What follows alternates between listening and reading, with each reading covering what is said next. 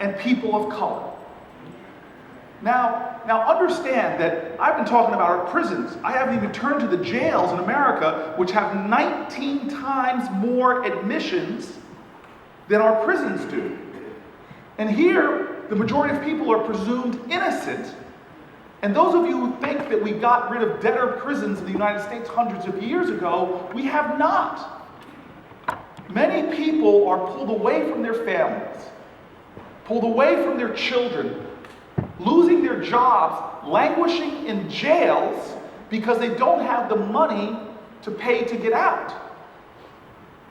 And the jails are disproportionately full of poor people, people with mental illnesses, and people with addictions. But let me switch for a moment to African Americans and Latinos. We now know that in America there is no difference in usage of drugs or dealing drugs between the races. In fact, some studies will show young white men have a higher rate of dealing drugs in America. But we now know that minorities are multiple times more likely to be arrested for drug use, arrested for drug dealing, than someone who's not a minority. In fact, African Americans are about 3.7 times more likely to be arrested for drug crimes than someone who's white. I often remind people that the last 2 presidents admitted to using serious drugs. But yet, we don't see, at least I didn't, at Stanford's campus, I didn't see our fraternities being raided for searching for marijuana. They would have found it. And so, being that we have a system that is so profoundly biased and concentrated and focused in certain areas, it is having a massive effect in terms of the racial disparities in incarceration.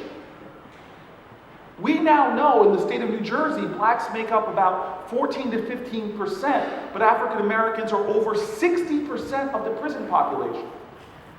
The racial disparities in incarceration in this country between blacks and whites are worse than it was in apartheid South Africa. We now have more African Americans in America under criminal supervision than all the slaves in 1850. And so what does this mean generationally for a community when you have so many people being pulled into the system? Well, we now know that children of incarcerated parents, of which there are so many in our country, that even Sesame Street now is beginning. Google this tonight and watch, as I did, with tears in my eyes, Sesame Street being that they need to start doing little skits for the children of incarcerated adults. What does it mean to our nation when we have so many people now and so many children that are with incarcerated parents?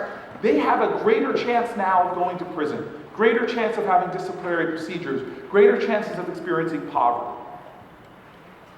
So we need to have a conversation about who we are going to be as a nation, because there is a different way to go, and it is not just speculation that we know the solutions.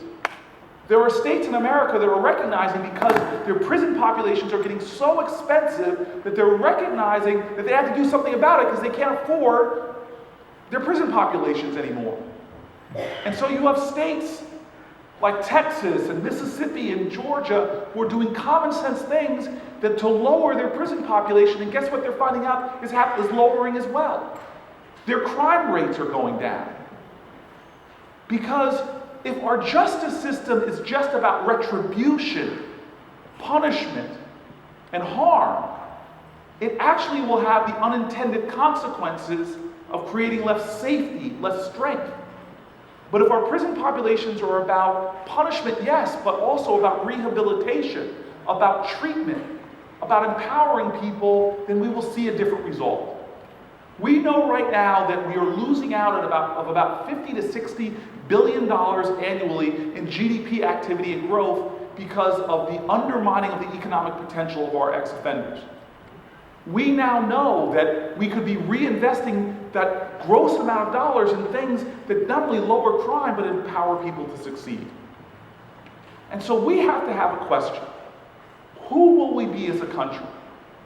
I've been taking recently to telling people that if I could go back in time to the 1700s and someone could assure me that they would not put shackles on me,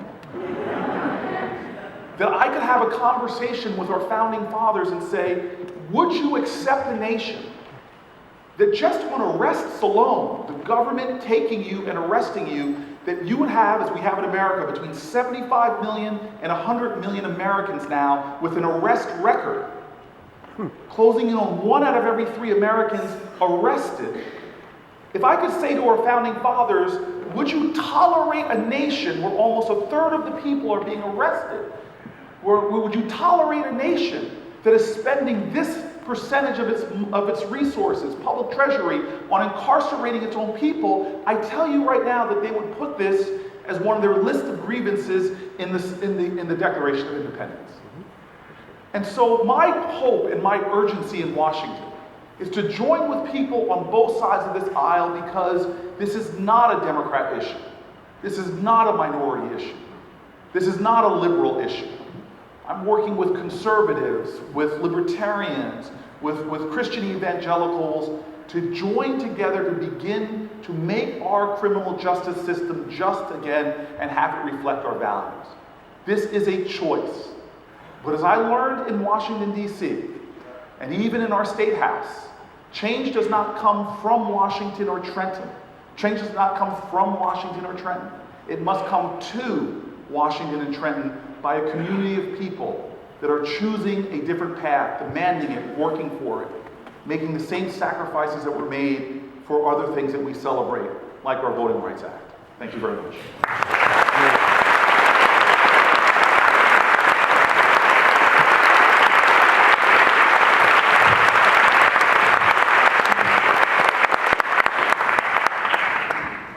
Thank you, Senator. Let me introduce our panel.